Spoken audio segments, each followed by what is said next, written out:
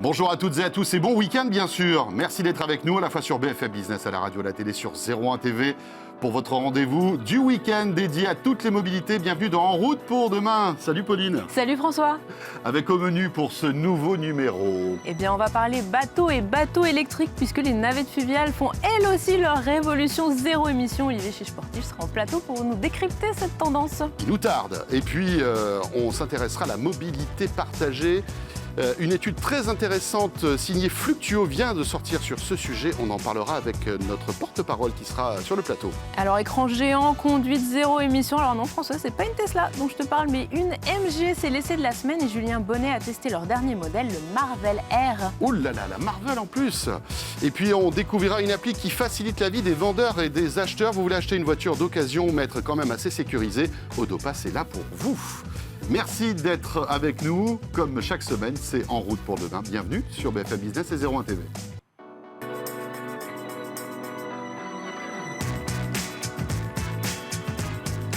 BFM Business et 01 TV présente En route pour demain avec Pauline Ducamp et François Sorel.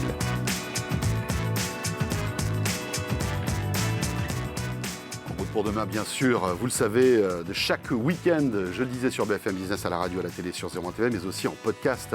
Vous pouvez retrouver le replay de cette émission, l'audio, la vidéo, et aussi sur la plateforme RMC BFM Play.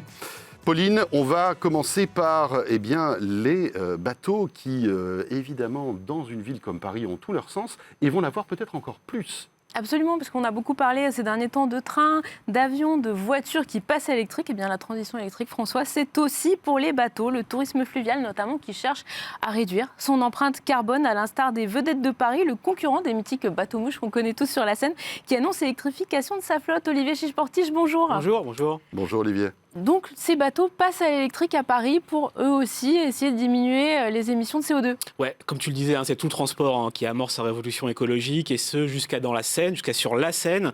La compagnie Vedette de Paris, c'est 5 navires qui transportaient avant la crise jusqu'à 800 000 touristes par an. C'est quand même énorme. Et c'était des navires qui fonctionnent au gasoil, comme tous les bateaux, effectivement, et qui polluent pas mal. C'est une compagnie en fait qui réfléchit depuis un certain nombre d'années sur sa transition écologique et qui a comparer différents scénarios pour réduire son empreinte carbone. Il y a eu plusieurs pistes qui ont été creusées.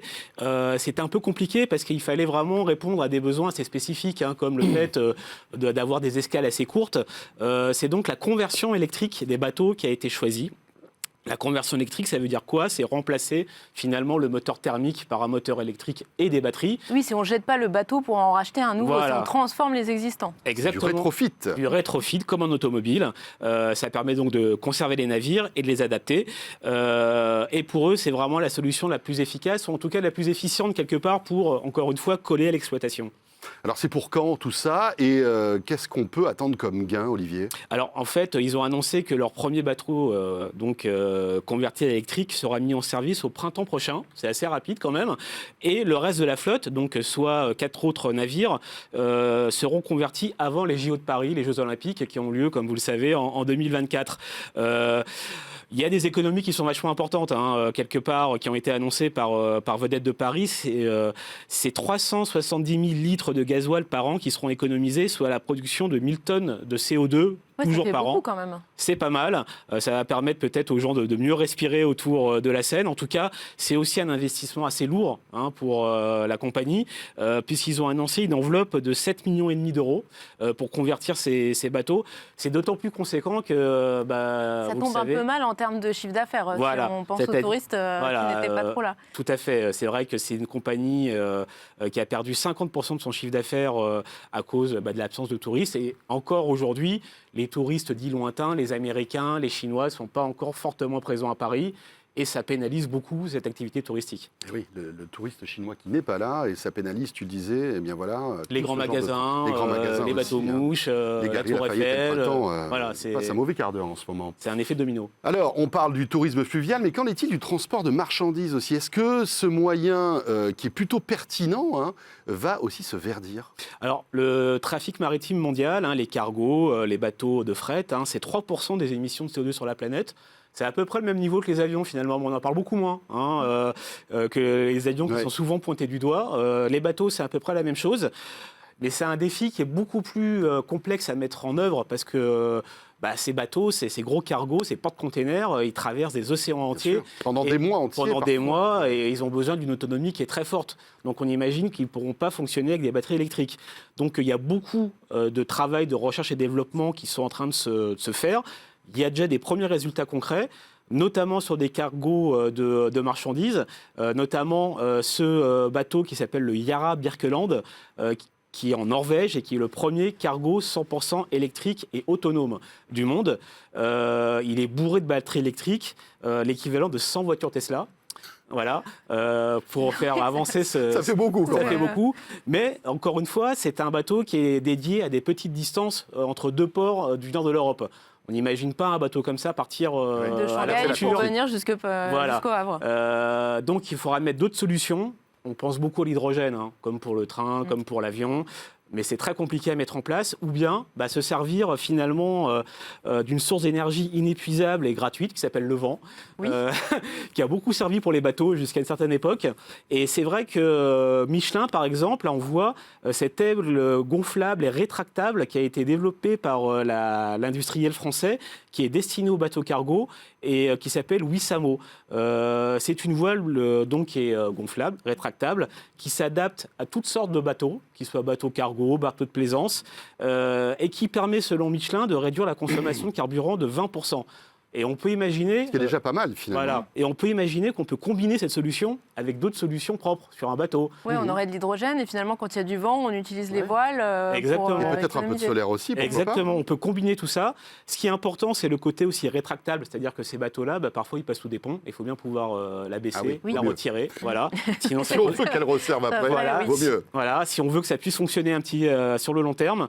Et puis surtout, c'est quelque chose qui est palpable assez rapidement, puisque Michelin annonce qu'un premier navire de fret sera équipé dès 2022. Donc on voit que finalement, même dans le transport maritime, tout s'accélère pour essayer de réduire l'empreinte carbone. Ça va vite. Ouais. Autre défi aussi, c'est pour les croisiéristes, qui fait. sont vraiment montrés du doigt Tout aussi, à la fois lorsqu'ils sont amarrés au port Tout à fait. et qui polluent énormément. Ouais. Je sais qu'il y a des structures qui se mettent en place, notamment à Marseille, Ouais. où petit à petit, ils essaient d'apporter énormément de puissance électrique C'est ça. pour que ces bateaux puissent en fait couper leur moteur, parce qu'ils sont obligés de laisser leur moteur tout le temps allumé. Oui. Et ça provoque des bassins taux de de pollution pollution, à Marseille assez qui sont inquiétants. incroyables. Voilà. Pour y aller de temps en temps, ça se voit. L'idée, c'est vraiment ça, c'est de les faire tourner à l'électrique quand ils sont à quai, un peu comme les avions quand ils sont au sol et qui roulent, les faire rouler à l'électrique au lieu de consommer du kérosène. Exactement. Voilà. Et puis après, la prochaine étape, c'est aussi pour ces bateaux de croisière, peut-être avoir un modèle hybride, C'est de ça. temps en temps.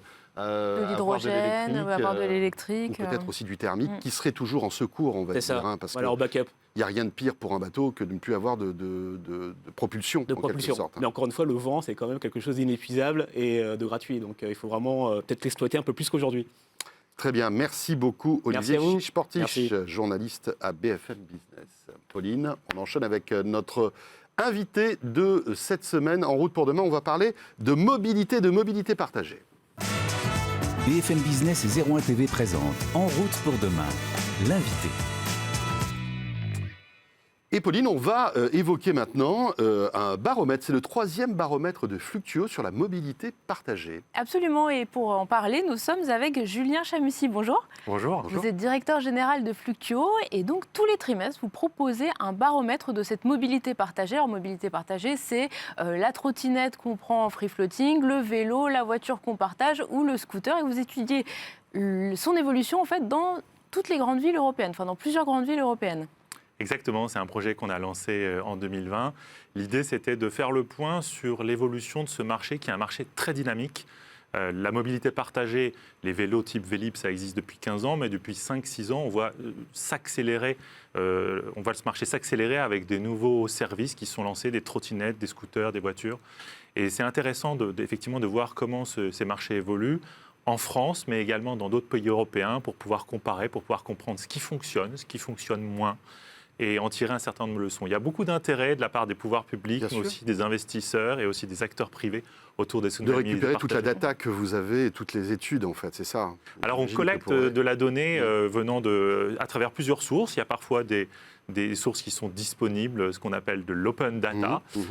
On a des accords avec un certain nombre d'opérateurs qui nous permettent aussi d'avoir accès à leurs données. Et puis, on fait aussi des estimations, des évaluations d'un certain nombre de services. Et est-ce que la pandémie, parce que c'est vrai que depuis 18 mois, on vit avec le Covid en permanence, est-ce que la pandémie a accéléré justement l'utilisation de ce type de mobilité pour peut-être ne pas aller dans les transports en commun, ou est-ce que ça a freiné le développement dans certaines villes? Alors, l'impact global est très positif. Sur le coup, ça a été très difficile parce que la plupart des services ont été Tout s'est stoppés. arrêté, oui. Il y avait un confinement, donc... Il y avait un confinement, voilà, certains ont maintenu un service à minima, d'autres ont complètement arrêté. Par contre, la phase de redémarrage a été intéressante. Alors, il y a eu des hauts et des bas parce que l'épidémie fait qu'il n'y a rien de définitif et que de nouveau, l'hiver dernier, octobre, novembre, il y a eu des confinements, des couvre-feux, mais grosso modo, l'impact est très positif. Alors, il y a un double impact. Il y a un impact quantitatif qui fait qu'aujourd'hui, et ce qu'on mesure, nous, c'est qu'en septembre 2021, c'est en termes de trafic, en termes de nombre de trajets, on n'a jamais connu un mois aussi important. Donc, c'est l'effet, je dirais, de la mise en place d'un certain nombre d'infrastructures dans les villes, des nouvelles pistes cyclables, la place qu'on a voulu donner à ces mobilités partagées. Ça a vraiment changé dans l'esprit d'un certain nombre de mairies, de villes. On a fait de la place pour ces mobilités partagées en prenant un peu d'espace peut-être aux voitures, mais on a fait de la place aux vélos, aux trottinettes, parce que les municipalités ont considéré que c'était finalement un moyen intéressant de permettre aux gens de se déplacer dans un environnement un peu anxiogène. Voilà. Il y a un autre effet qui est intéressant aussi, c'est qu'il y a moins de touristes aujourd'hui.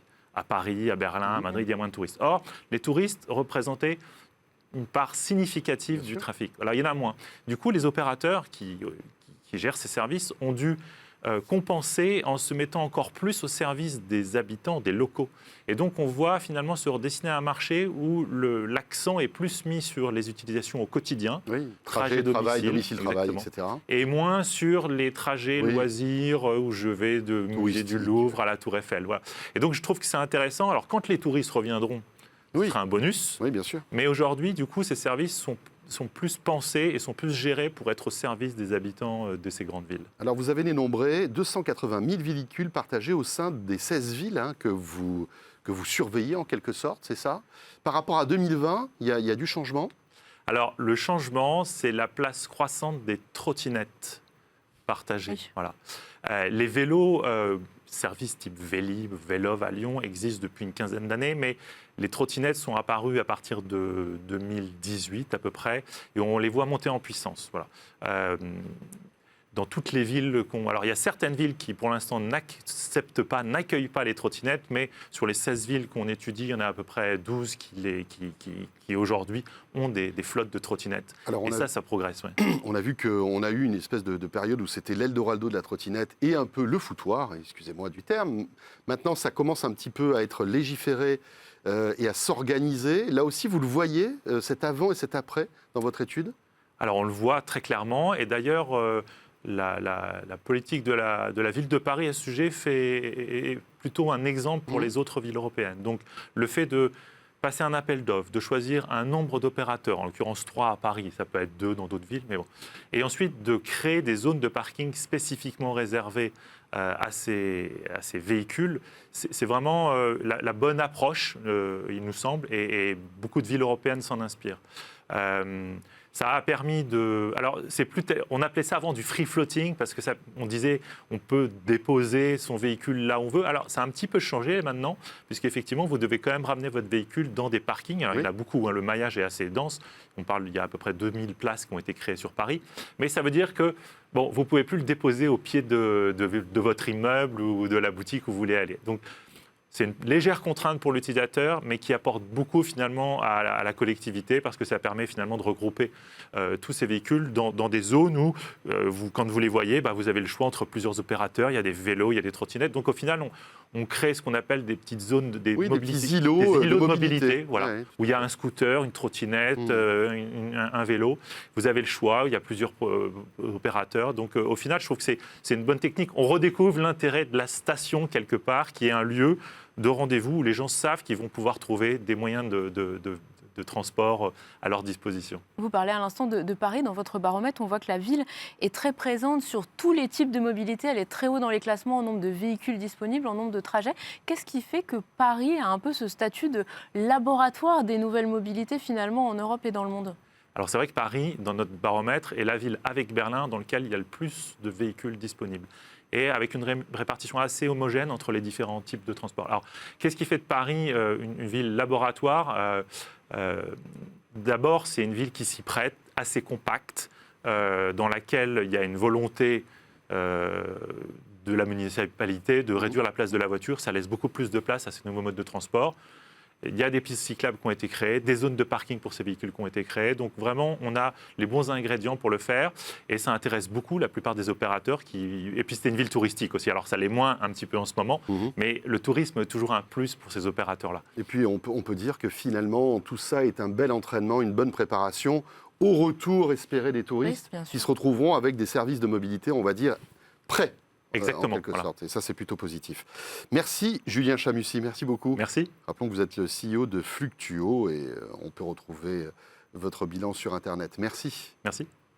Pauline, l'essai de la semaine ? Absolument, François. Alors, on va parler SUV électrique avec le MG Marvel R. Alors, tu vas me dire, c'est un SUV électrique de plus sur le marché. Mais en fait, là, le constructeur chinois MG, il essaie en fait de concurrencer à la fois du haut de gamme avec un grand écran façon Tesla à l'intérieur. Et en même temps, il fait un design inédit pour les Européens, vraiment dessiné pour les conducteurs européens. Et c'est un essai de Julien Bonnet et Jean-David Duarté. Et moi, j'ai encore un petit truc à demander. Est-ce que Julien va être déguisé en Marvel ou pas dans cet essai ? Je te laisse la surprise. Eh bien, regardez ça tout de suite. BFM Business et 01 TV présente En route pour demain, l'essai. MG, c'est la marque chinoise qui monte actuellement en Europe et oui, fini les petits roadsters des années 50-60 de l'ex-fleuron britannique racheté en 2007 par le géant automobile chinois SAIC. Aujourd'hui, MG commercialise en Europe en effet des véhicules SUV basse émission. Ça a commencé avec le ZSEV, donc un SUV 100% électrique. On a aussi le HS, un SUV hybride rechargeable et donc désormais un troisième véhicule dans la gamme, le Marvel R. Alors ce nom de Marvel, il fait bien sûr penser à la franchise cinématographique, même s'il n'y a aucun partenariat particulier. Mais c'est vrai qu'avec cette longue bande lumineuse, cette face avant, la calandre pleine, il impressionne un peu façon super-héros ce Marvel R. Il fait 4,64 m, donc il vient concurrencer notamment au Tesla Model Y, mais aussi au BMW iX3, les deux étant un peu plus grands. Et on a également le Volkswagen ID.4 dans cette catégorie qui lui est un peu plus petit. Avant d'entrer à l'intérieur, l'autre détail design sympa, ce sont ces poignées de portière affleurantes à la carrosserie et elles vont s'ouvrir automatiquement à mon approche. Donc ça, c'est plutôt pratique et joli. Ce qui marque quand on se retrouve à l'intérieur de ce Marvel R, c'est cette énorme dalle tactile au centre de la planche de bord. Donc elle fait 19,4 pouces de diagonale. C'est plus grand que ce qu'on trouve chez Tesla ou encore sur la dernière Mercedes 100% électrique. Comme l'écran tactile, c'est l'ensemble de l'habitacle en fait qui fait plutôt bonne figure. On a des matériaux de plutôt bonne qualité. Et après, un écran aussi des compteurs numériques. Donc ça, c'est assez moderne. Mais c'est vrai qu'il y a certains petits défauts qui frappent, donc notamment des petits défauts de finition ou l'écran tactile qui finalement offre une réactivité assez limitée. Il faut des fois s'y prendre à plusieurs fois avant d'avoir un retour sur le toucher au niveau d'un bouton. Mais heureusement, il y a pas mal de raccourcis physiques. Donc des boutons au niveau du volant ou ici au niveau des warnings avec le désembuage des vitres à l'avant ou à l'arrière. Et ça, c'est plutôt pratique vu le niveau de qualité de l'écran. Au volant de ce Marvel R, le comportement est tout à fait acceptable.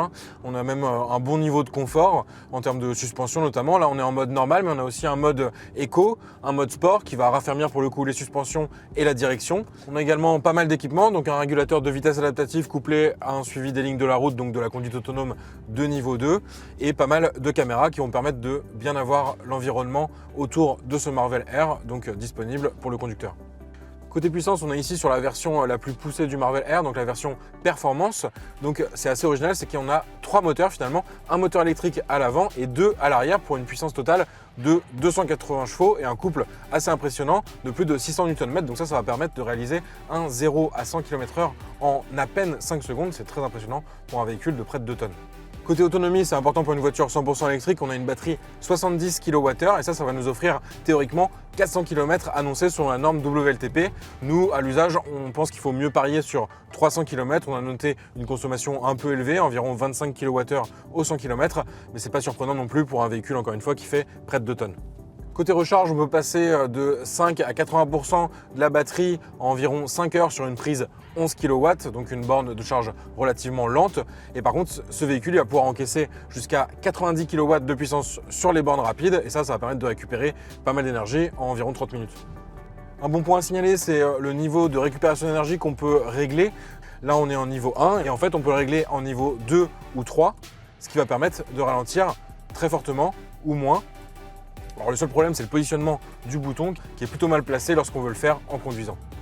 Malgré ces petits défauts, donc comme l'écran tactile qui manque de réactivité ou la consommation qui est plutôt élevée, on peut aussi ajouter un coffre qui est d'un volume relativement limité. Ce Marvel Air il démarre à 40 000 €, mais il faut lui retirer en France le bonus écologique actuellement de 6 000 € et qui sera prolongé jusqu'en juin l'année prochaine.